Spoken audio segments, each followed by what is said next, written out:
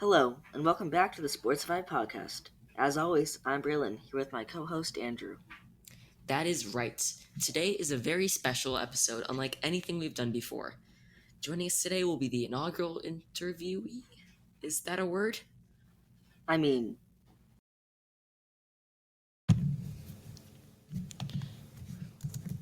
yeah, Google says it is. Oh, cool. As Andrew was saying, we brought in retired MLB player Eric Stults to talk with us tonight. Oh man, I can't wait. Do you know what else I can't wait for? No, what? More sports news.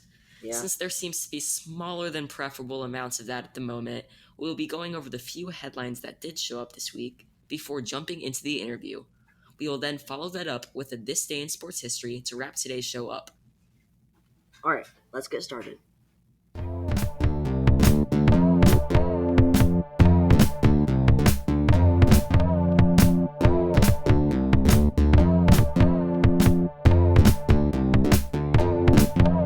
Sportsified.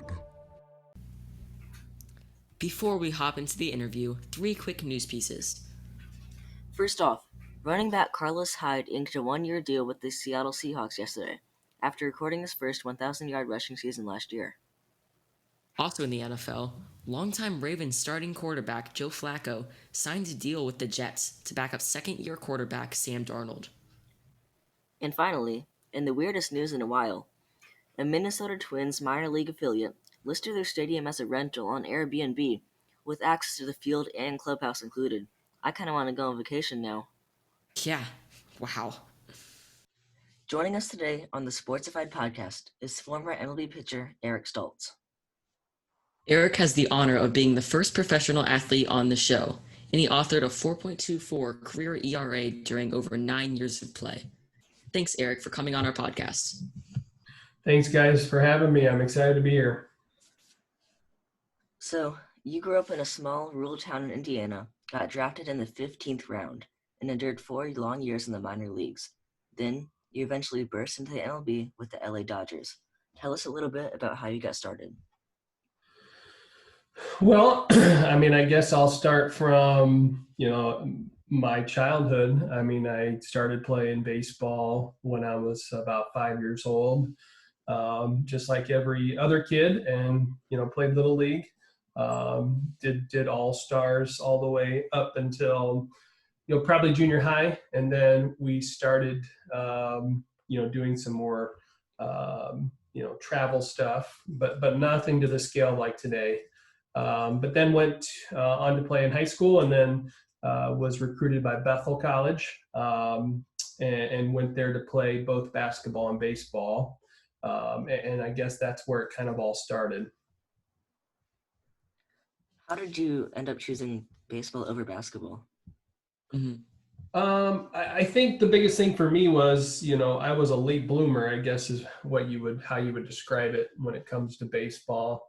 Basketball was my main focus growing up, so I did spend a lot more time, I guess, trying to fine-tune my basketball skills. But as I got into college, I think my body also matured, and really I started to come on as a baseball player when I started focusing too on, really the fundamentals of baseball, and I think that's really where it took off. Okay, so how did you catch the eye of scouts in college, playing at a small NAIA school like Bethel? I think the biggest opportunity for me, coming from a smaller school, we don't have obviously the exposure that a Division I school or even a powerhouse school that's down south where the weather's great and guys play all year round. I think the biggest advantage I had was I had my college coach that was connected with a wooden bat league or summer collegiate league in Illinois called the CICL, and he got me on a team over there before my senior year with a lot of guys that played at LSU, Mississippi State, Ole Miss, some of your baseball powerhouses. And I think that's where, I gained some exposure as well as I had a successful season there. And I think that kind of started opening up the doors for scouts to really see me play against, I guess, what you'd call better caliber of competition. Yeah, that makes sense. So you got drafted in the 15th round and worked your way up the Dodgers minor league system. What was the feeling you got when you were called up to the big leagues for the first time on September 5th, 2006? Obviously, super excited. I really went into baseball thinking that, I was going to give it my all, but also didn't really have, the expectation that this would be a career that would last, 14 seasons like it did for me. So that first call up was actually, a bit of a surprise. It was at the end of our minor league season, which usually ends about a month earlier than the big league season. So I was getting prepared to really just pack up and go home for the off season, and I got a call from our general manager Ned Coletti, saying they were going to call me up. So obviously caught off guard, super surprised, super excited, anxious. You really named the emotions, and I was probably feeling them all. Yeah. Yeah. So who is your biggest mentor coming into the league with the Dodgers? I had a lot of mentors along the way as far as just guys I looked up to. But one specifically would be Aaron Seeley. He was with me the year that I got called up. He kind of took me under his wing. He was at that time a 10+ year major league vet. But really just kind of walked along the side of me and really, just gave me good advice, really taught me a lot about the mental part of the game. A lot of it's physical, but the biggest part of it is just the mental challenge. So I would say just his advice and him kind of, helping me through both the good and the bad, really helped, kind of set a foundation for me as I, progressed on into the major leagues. So, what do you think was the best game of your career? You threw 4 complete games, 2 of them being shutouts, and 1 was even a 2-hitter. The best game. Wow. The shutouts definitely come to mind. My first one was against the White Sox. And it was really one of those that, up until that point, probably the longest I had gone in a game was 6 innings. So, I would say that was probably the one that I remember because it was the first one.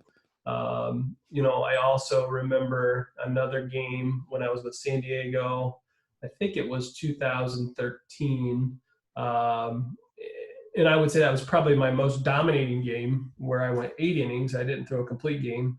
But I struck out 12, and it was just one of those games where everything was clicking. How many pitches did you have in your arsenal? I was predominantly, I had 4 pitches, but I used really just 3 predominantly. I threw a fastball, obviously, changeup, curveball, and cutter. But fastball, changeup were pitches that I used the most, along with my cutter, and a curveball was just something that I used very sparsely. So in your 9 years in the big leagues, who would you say is the best hitter you faced? In skimming through your highlights, you struck out Bryce Harper. Yeah. Oh man, probably, because I played a lot in the NL West, we faced a lot of, the Giants, the Rockies, the Dodgers, but probably for me, the toughest out, and I know he's probably a little bit out of his prime, but Buster Posey was somebody that I had a hard time, getting out. It seemed like, didn't matter what you threw him or what I threw him.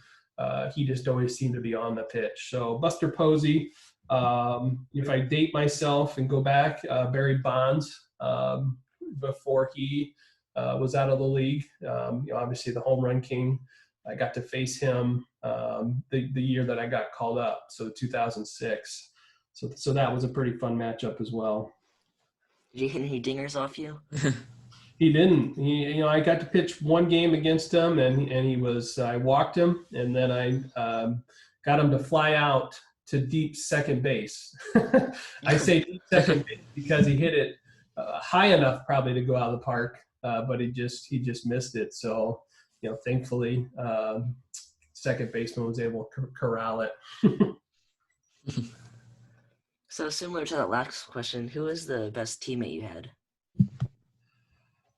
So when you say teammate, like the best player or best like teammate as far as just enjoyed being around? I mean, both really. Okay.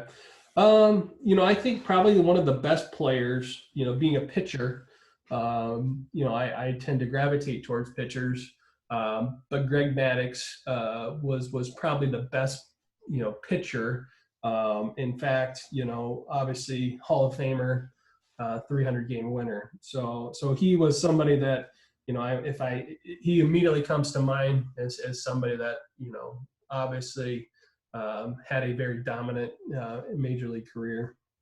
As far as teammates, I had a lot of good ones. As far as just good guys, I mean, a lot of guys that I played with, like a Clayton Kershaw, he's another one that probably is one of the best players, as well as, just a great all-around guy. Do you still keep in touch with your old teammates? Yeah, I can stay in touch with a few of them, mostly through text, but there's a few guys that I still stay in contact with. So when you were playing, did you follow the MLB as much as fans do? I would say probably not.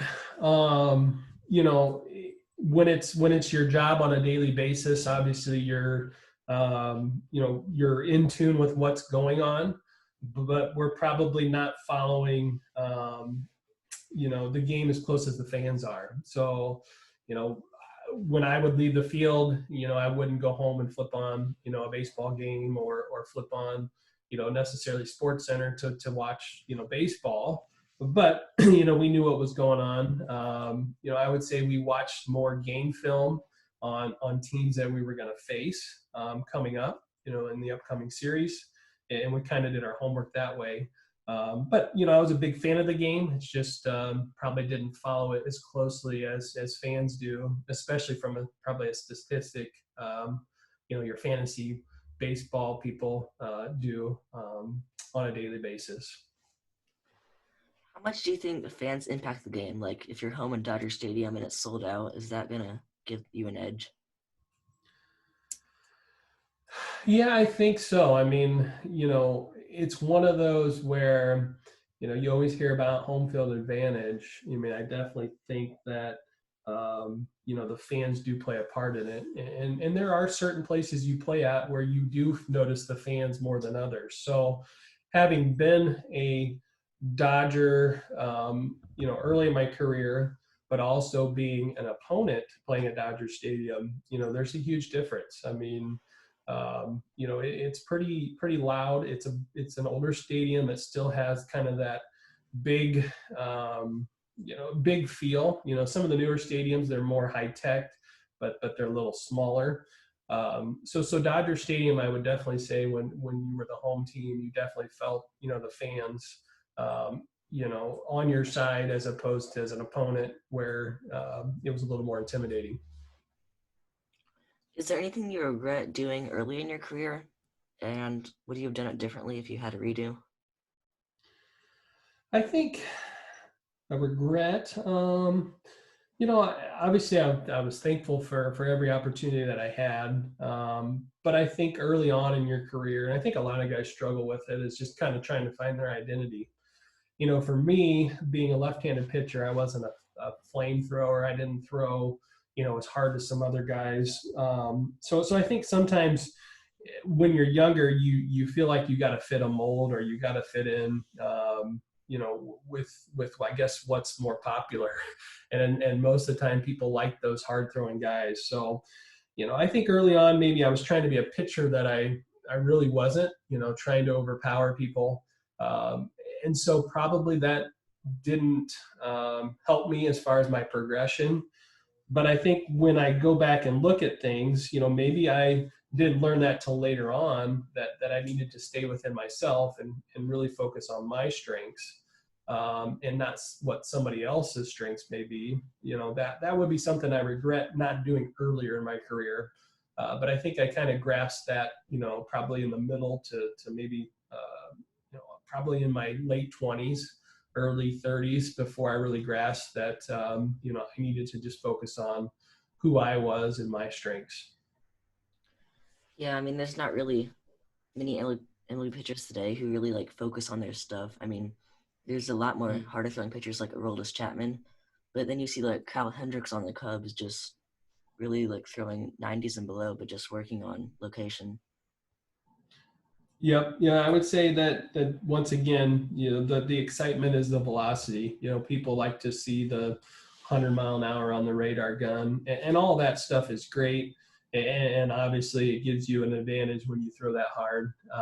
But I really think that major league hitters, the good ones, can adjust to really anything. So velocity, it's nice, but big league hitters, they can hit that. So I'm more of the old school, changing speeds, changing locations, and really just trying to keep the hitter guessing, is really the style of play that I like. And I think, you still see it today with a few guys, but yeah, they've gone to more being attracted to that velocity. So back to current day, Sportsified News recently discussed the MLB being close to bringing the designated hitter to the National League. What's your opinion on that? Oh, wow. I played mostly in the National League. So I think I was very accustomed to, as a pitcher, especially a starting pitcher, having to hit. And I think I kind of take the approach that, baseball's kind of been played that way for the most part. I want to say, and I could be wrong on this, but I think it used to be they did have a DH, but I'm not sure. But now, I kind of take the approach of, if you're in the lineup, you should be required to play both sides, offense and defense. I mean, I kind of compare it to, basketball, a bad free throw shooter, we can't bring somebody in to help rescue them. So I kind of feel like as a pitcher, we should be capable of enough to kind of hold our own.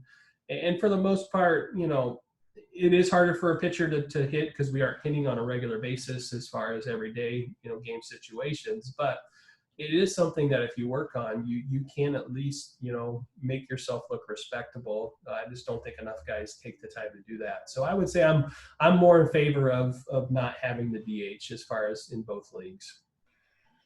Yeah, you were in the NL West, and so you had to face Madison Bumgarner, and he's a pretty good batter for a pitcher. Was he facing him like facing another batter, or? I mean, there's definitely some guys that, pitchers that can really handle themselves well, and he's one of them. So, that there are times as you prepare for your opposing team, the pitcher does come into mind. I mean, I always viewed a guy standing in the plate, no matter who it is, anybody can do damage. But he would be one that probably can do a little more damage from a power standpoint. There's pitchers that can put the ball in play, but there's very few that have the power that, a Madison Bumgarner has as far as the amount of home runs, he can hit. So you definitely approach him with a little bit more caution. But I think it's just like anything else. You approach every at bat, with the mindset that you're going to execute your game plan. And also in the NL West was Zach Greinke on the Diamondbacks, and he's won a couple Gold Gloves in his career. In one of your complete games, you had like 6 putouts at the pitcher position.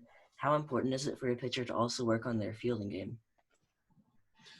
Yeah, I mean, I think that's another thing that probably gets overlooked. We do spend a lot of time in spring training working on what we call PFPs, which is just, pitcher fielding drills. I mean, so we do spend a lot of time focusing on that because it is important. And I think that, anytime that we can get either an easy out or if we put ourselves in a position to make the play, it only helps us as a pitcher and as well as our team. So it's one of those where I think we we don't want to give away outs. So if we can really focus on, taking care of, ourselves and the fact of being able to make plays, that's only going to help us out. So there are definitely some pitchers that do it better than others. But you talk about Zach Greinke and Gold Gloves. I mean, Greg Maddux, I forget how many he won. I think it was, I know he's won more than, he's in the double digits. So he was somebody that I remember talking to, and it was one of those conversations. It's like, every time you throw the ball, Greg, it seems like where the ball is going to be hit. And he said, well, I anticipate it based on, where I'm going to throw the ball, whether it's inside or outside. And so when he would release it, he would kind of break either to the third baseline or the first baseline in anticipation of the ball being hit there. And I think that's what made him so great at, he really took pride in filling his position. Are there any recent changes to the league that you wish had been implemented earlier, like when you were playing? Oh, man. I don't think so. I think that's just how I always knew the game. I'm probably a little more old school again when it comes to change. And in my mind, I don't think baseball was broken. I'm always for trying to improve the game and making it better. But I don't think there was anything that I would have changed that goes on today that would have really changed how I feel about the way the game's played. What advice do you have for young baseball players hoping to eventually do what you did and make the major leagues? Oh man, that's a good question. I think the advice that I would have would just be, have fun. I think we start playing the game when we're young out of just wanting to have fun. So I think that would be the one thing and advice I would give is just have fun and play hard. I think so often we get focused on results and wanting to be successful, and that's not a bad thing. But a lot of times we can put extra pressure on ourselves when we're focused on, the results. So I think as a young pitcher or a young hitter or whatever position you play, it's doing your best and working hard on the fundamentals. But at the end of the day, it's all about having fun. And if the game isn't fun, then why are we playing it? So I think that would be one of the biggest things is just, go out, have fun, and enjoy, being with your buddies, enjoy being outside, because baseball is a fun game as long as we can, remember, why we're playing it. One last question. Do you remember April 15th, 2013? April 15th, 2013. No, you'll have to refresh me. Chad Billingsley was pitching for the Dodgers. You were on the Padres at the time. So that would have been my first and only big league home run. Yep. Is that one of the best moments of your career, would you say, for a pitcher? Yeah, once again, I like hitting, and I took a lot of pride in hitting. As far as going up and not being an easy out, but at least being able to handle the bat well. So I think it's always something as a pitcher you want to happen in your career, and thankfully I was fortunate enough that did take place. I wish it would have taken place more than just once, but at the end of the day, I can be excited in the fact that I do have a big league home run under my belt, and to do it at Dodger Stadium and where it all started, is a fun memory as well. We really enjoyed talking with you on the show and getting to know more about your journey through Major League Baseball. Thanks, guys. Thanks for having me. This was fun. Yeah. Once again, a big thank you to Eric Stults for being our first ever guest on the Sportsified Podcast. I don't know about you, but personally, I found it interesting to look into the life of a professional sports player. Oh yeah, for sure. My jaw kind of dropped when he mentioned that he pitched to Barry Bonds. Mm-hmm. All right, enough chit-chat. Let's get into this day in sports history. In 1918, Cleveland Indian Tan Koleski set a club record for most innings pitched with 19 as the Indians beat the Yankees 3-2. In today's game, I think that pitcher's arm would fall off. In 1930, Babe Ruth hit homers in both games of a doubleheader, giving him 9 in a single week. Flashing forward 54 years, in 1984, the Detroit Tigers won an American League record 17th straight road game to start off their championship season. Spoiler alert, they haven't won a title since. Wow. 5 years later, in 1989, Yankee hurler Lee Gutterman set a record of 30 2/3 scoreless innings in a row to start the season off. Now we have famous birthdays on this date.